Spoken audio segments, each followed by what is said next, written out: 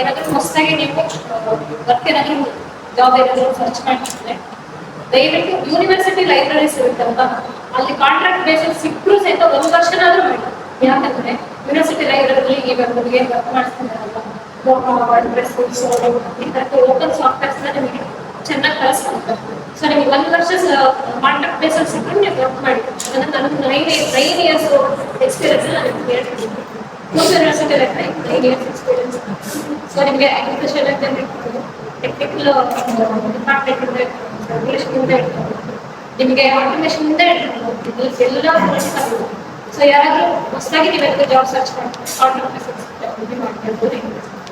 ಇದು ನನ್ನ ಎಕ್ಸ್ಪೀರಿಯನ್ಸ್. ನಮಸ್ತೆ. ನಾನು PLIC MLIC ಒಟ್ಟಿಗೆ ಮಾಡ್ತಿದ್ದೆ. ನಮ್ಮ ಕಡೆ ಪರಿಚಯ ಎಲ್ಲರೂ ಒಂದೇ MLIC ಬಂದಿರೋ ತುಂಬ ಜನ ಹೊಸದಿದ್ದೀರಲ್ಲ, ಬರೀ MLIC ಅಣ್ಣ ನೀನೇನು ವಿಡಿಯೋ ಮಾಡಲ್ಲ, ಆ ಕಡೆ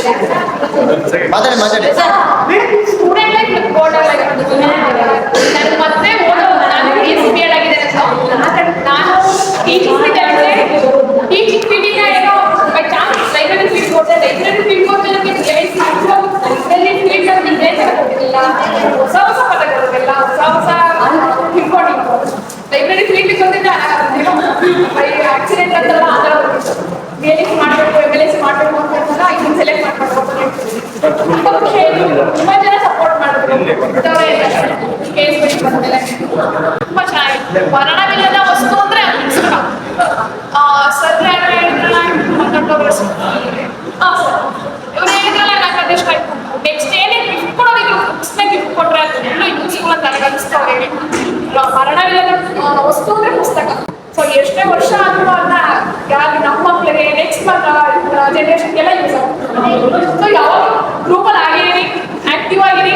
ಸೊ ಏನೇ ಜಾಬ್ ಬಂದ್ರು ಈಗಲೂ ಶೇರ್ ಮಾಡಿಬಿಟ್ರೆ ಅವ್ರಿಗೆ ಗೊತ್ತಾಗ್ಬಿಡುತ್ತೆ, ನಮಗೆ ವೇಕೆನ್ಸಿ ಇದಾಗ್ಬಿಡುತ್ತೆ ಅಂತ. ದಯವಿಟ್ಟು ಎಲ್ಲರೂ ಶೇರ್ ಮಾಡಿ ಜಾಬ್ಗಳನ್ನ. ಎಲ್ಲರೂ ಯಾರು ಒಬ್ಬರಿಗೆ ಒಳ್ಳೇದಾದ್ರೆ ಒಳ್ಳೆ, ನಮಗೂ ಒಂದೊಂದು ದಿನ ಒಳ್ಳೇದಾಗುತ್ತೆ. ಚೆನ್ನಾಗಿ ಓದ್ಕೊಳ್ಳಿ ದಯವಿಟ್ಟು. ಇವತ್ತಿಗೆ MLIC ಸಿಕ್ಕು, ಸರ್ಟಿಫಿಕೇಟ್ ಸಿಕ್ಕು ಬಿಟ್ಬಿಡಿ ಪ್ಲೀಸ್. ತುಂಬ ಚೆನ್ನಾಗಿ ಎಫರ್ಟ್ ಹಾಕ್ಬಿಡಿ, ಜಾಬ್ ಕೊಡಿ, ಸೆಟ್ ಆಗಿದೆ.